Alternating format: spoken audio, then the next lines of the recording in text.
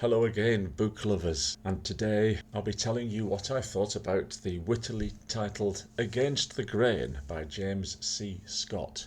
Now, Mr. Scott's an unusual character. He describes himself as an anarchist, and this is very much a non-statist review of ancient history. Kind of reminded me a little bit of Terry Jones' book Barbarians. Yes, that is the Terry Jones from Monty Python, in which he managed to convince me that the history that I'd received up to then was Roman Catholic, as in it was centred on, almost founded by, the Roman Empire, and the baton was then taken up by Christianity, and these are the lenses through which we see our history, whereas in fact, as Mr. Jones points out, there was plenty of civilization along the fringes of the Roman Empire. Now, this polymathic book, though only 250 pages long, hops and skips around the ancient world, from the Levant to China, the Mediterranean, the Incas, the Aztecs, the North American Indians, all corralled to lend support to Mr. Scott's thesis, which is what exactly? That if it wasn't for grain crops, there probably would never have been cities, and if not cities, probably not such strong hierarchies, such terrible wars, such unequal societies, and so on. In one review that I saw on the internet, one of the few bad reviews I should say, it said this book is probably going to be popular with romantic libertarians. So I guess that means me. I've never liked the idea of an overarching state, so I'm quite happy to lend an ear to this thesis, which is basically not that we set off on a linear line of progression from the nomad to the settled pastoralist, to the farmer, to the peasant, to the citizen, to civilization.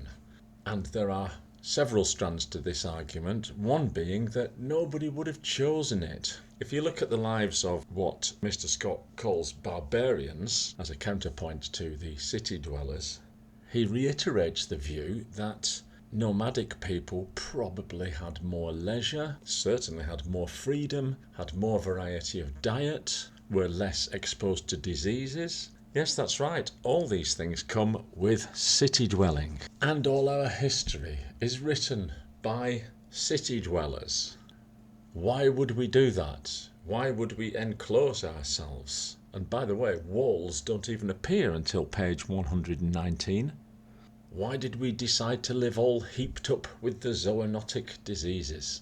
Well, we didn't know they existed to begin with. The introduction is about the destruction of the traditional narrative, and I do urge you to read this book if you're even slightly interested. There are many, many interesting angles, a lot to do with geography, which kind of leads us on to chapter 1, the domestication of fire, plants, animals, and ...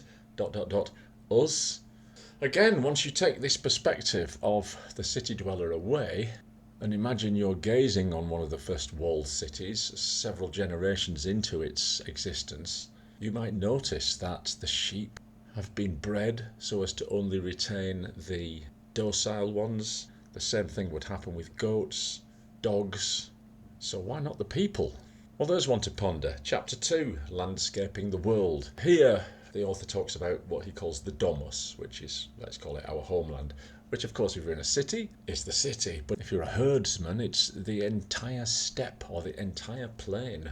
There's also a lot about the changing nature of lifestyles among nomads, that they could switch from an almost pastoral existence to one of foraging, hunter-gathering, swiddening, and I should say, I haven't read a book for quite some time that's got so many new words for me in it. Swiddening is another word for slash and burn, but you'll also run up against terms such as corvée labour, loess soil deposits, to be contrasted from alluvial deposits, which play a key role in this story.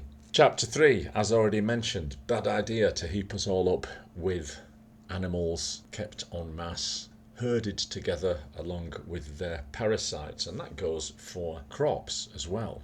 Chapter 4 explains why grain just became the measure of the success of a city-state. And again, the arguments are quite powerful here from a range of ancient historical fields. Mr. Scott's thesis is that grain is easily transportable, it's easily divisible, it can be kept for a while, it crucially grows above ground so it can be seen by tax collectors. And of course, tax collectors make an early appearance in this history of the state.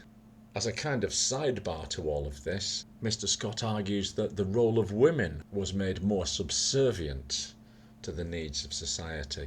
But it's still surprising to find that 2,000 years before the Common Era, we had pottery factories in Mesopotamia in which the staff were exclusively female.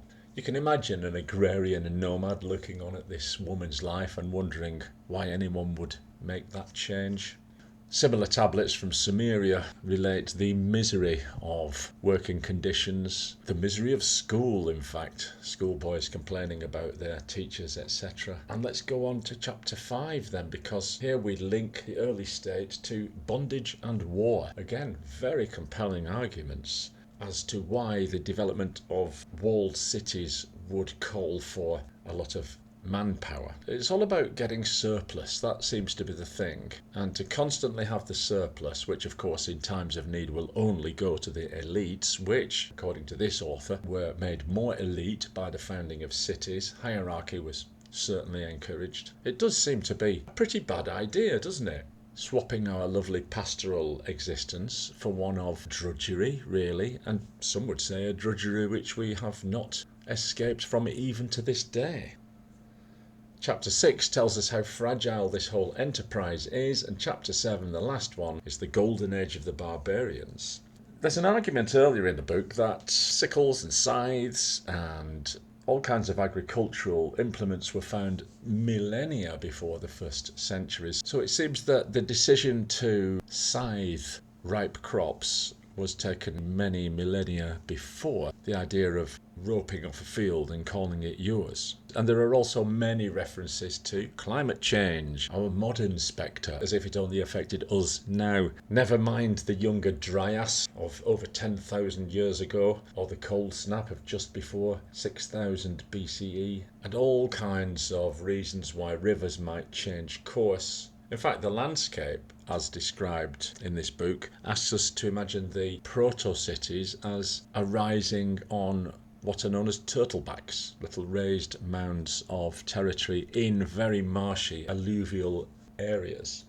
Books like this often furnish me with little throwaway thoughts, which I kind of pieced together after, as mentioned here. The Arabs didn't conquer mountainous terrain. Well, there you go, I never thought about that. And also, this idea that the city has walls to keep out invaders becomes inverted, and you begin to see how they actually might be there to keep the working population in. And then you get a development of almost satrapy around the fringes. They also tend to be, the first major cities, in places where you can't really run away from. Let's take the edges of the Nile, for example. What are you going to do? Head off into the desert? Or if you're in ancient Sumer, you've got the sea to your south, and then if you don't like that, you're off up to the Zagros Mountains, which was full of all kinds of hostile tribes. These are the tribes that, according to this thesis, spent a good many millennia having a golden age, as they really could just live off raiding. Once you've got a set place where everything is gathered and there's even some surplus, well, why bother farming it, cutting it, storing it? Just go and rob it. Of course,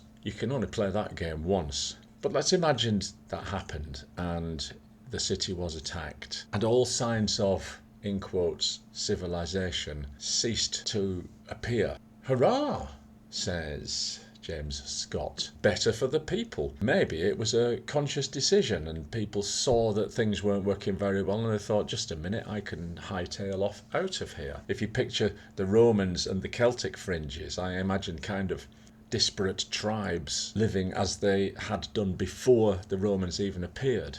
People might make that decision to say, well, I don't really like this 9-to-5 drudgery. Maybe we were better off hunting in the forests. Another interesting throwaway that I took, and I'm just telling you these as little tidbits. The book is full of them, so highly recommended. But how about this one? The Sumerian epic of Gilgamesh went through many, many versions, separated by over 1,000 years. Anne Porter's reading of this epic points out to us that in the early versions, Gilgamesh's great brotherly companion Enkidu is portrayed as a pastoralist, somebody who plants, maybe has a few animals. However, after 1,000 more years of storytelling, the idea of the pastoralist has changed, and Enkidu is now some kind of subhuman raised among beasts, and he needs to have sex with a human in order to humanize him. We find similar grain myths, of course, and farmer versus hunter myths in the story of Cain and Abel, and other biblical legends. In fact, as our author points out, again, another argument in his favour, look at the number of references to grain that there are in the Bible. Look how many metaphors and parables rely on the tree, or the wheat, or the fig, what Scott calls the late Neolithic multi-species resettlement camps, which is a nice turn of phrase. And for one extra angle, how about this? I'm a vegan, so imagine reading this and kind of siding with the hunters against the agrarians. I, in fact, buy a lot of this thesis, and it's been great food for thought. Who doesn't like a paradigm shift? But I have little thoughts of my own, and one of them is that there are certain turning points in the evolution of humanity from which you cannot go back. We're not going to go and live in trees. I doubt very much that we'll become nomadic again. We need something, some kind of money. We like to think of a utopian future without money. Who knows, maybe, but I just can't see it. We've got into this idea of light, easily exchangeable, universally recognised values. Just seems to make life easier. But now that I do live outside the city, I can see when I go into a city, for example London, my last little exploit, I just began to think of all the rubbish that's produced, all that sewage that's going under the floors, all the single-use plastic that Greta warned us not to use, but whose idea was completely forgotten during the pandemic. Although in my head I've kind of retreated away from that glass and steel cauldron of noise, there's no way I could see myself running through a woods with a bow and arrow, killing an animal, then skinning it, then taking all its innards out. It does make you wonder though, doesn't it? Am I just simply a domesticated version of the earlier omnivorous chimp kind of things? Or could we have taken a different turning? Something much more based on consumption of plants. After all, I don't know, I just kind of think, why grow food to give to animals so that we can kill them? Why not just eat the food? Anyway, that was my little vegan perspective. And on my last prophetic note, here, this little passage from pages 104 to 5. The generation of new species-jumping zoonoses grew as populations of man and beasts swelled and contact over longer distances became more frequent. It continues today. Little wonder then that southeast China, specifically Guangdong, probably the largest, most crowded and historically deepest concentration of Homo sapiens, pigs, chickens, geese, ducks and wild animal markets in the world, has been a major world petri dish for the incubation of new strains of bird and swine flu. And that was written in 2017 or earlier, before we knew of the wet markets and laboratories. So have a mark for prophecy there, Mr. Scott.